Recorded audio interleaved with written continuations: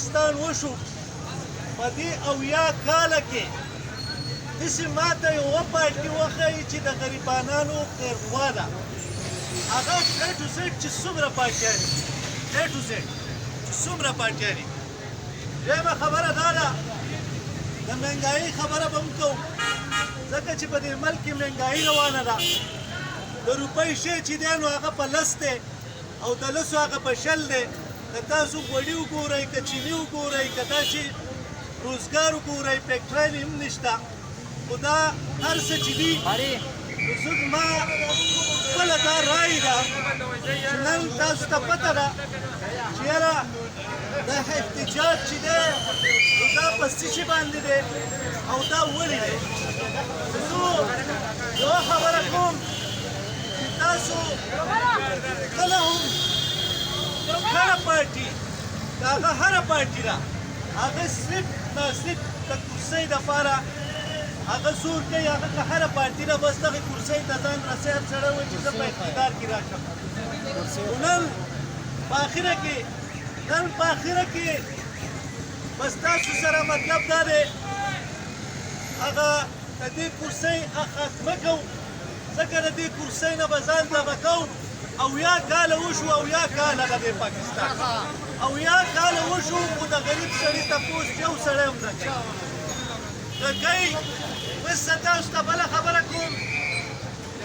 وروره تاسو خو راشئ وروره لاسونه پړقوئ نو د بل څه خبر نه یې چې یاره څه حساب کتاب روان دی په دې ملک کې څه حساب کتاب روان دی د غریب سړي تپوس څوک کوي هر سړی په کرسۍ کې پروت دی هر سړی وایي چې زه بس دې پي ایم کرسۍ ته ورسم هر سړی وایي چې زه چیف منسټر شم نو په دې کې د غریب سړي څه فایده ده تاسو ما ته وښایئ دویمه خبره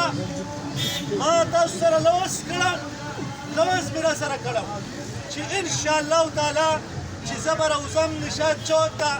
او نن په اخره کې به دا کرسۍ سیزم یو دلبار به کولوم د سبا نه به زه باچا یم او دا ټول به رخصتوم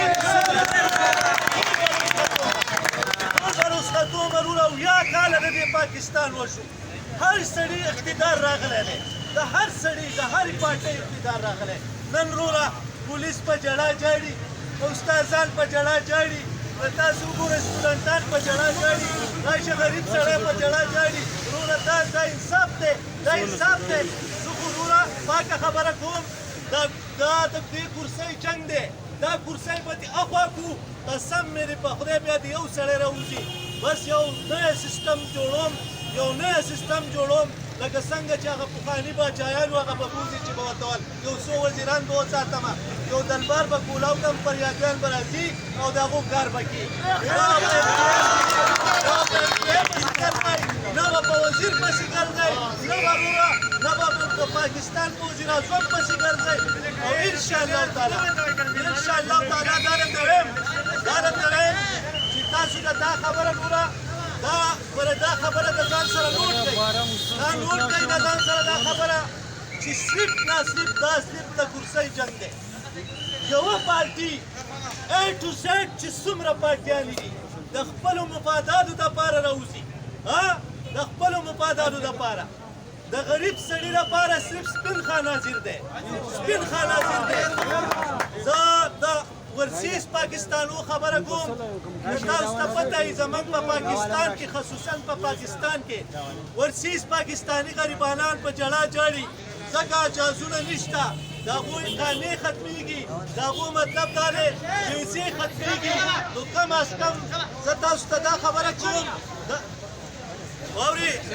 کم از کم زه تاسو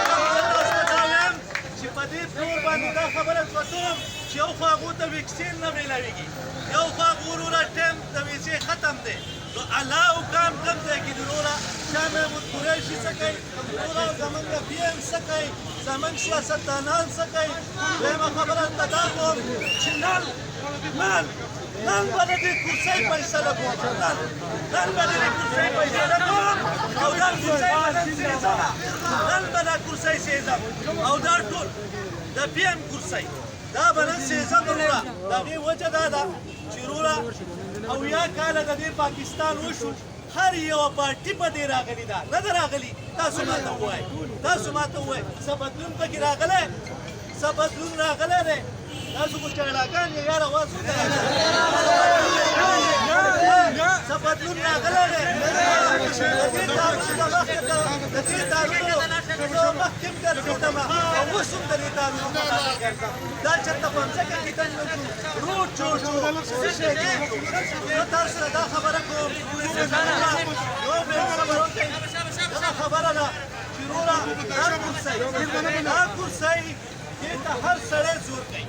انشاءالله تعالی چې نن به د دې کرسۍ خاتمه کوم او انشاءالله تعالی چې دا کرسۍ به په دې ځای سېځم او بس سبا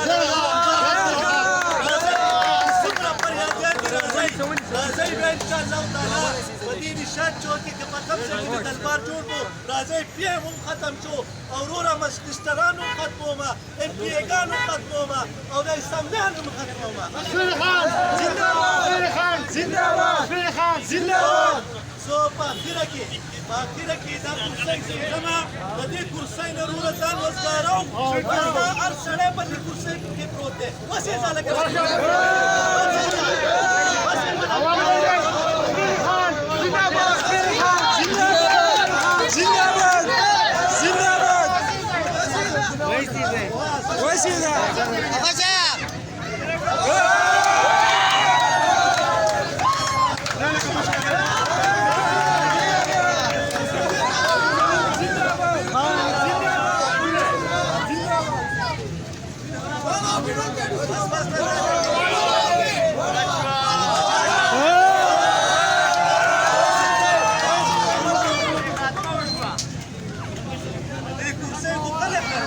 ایمان دې مرادي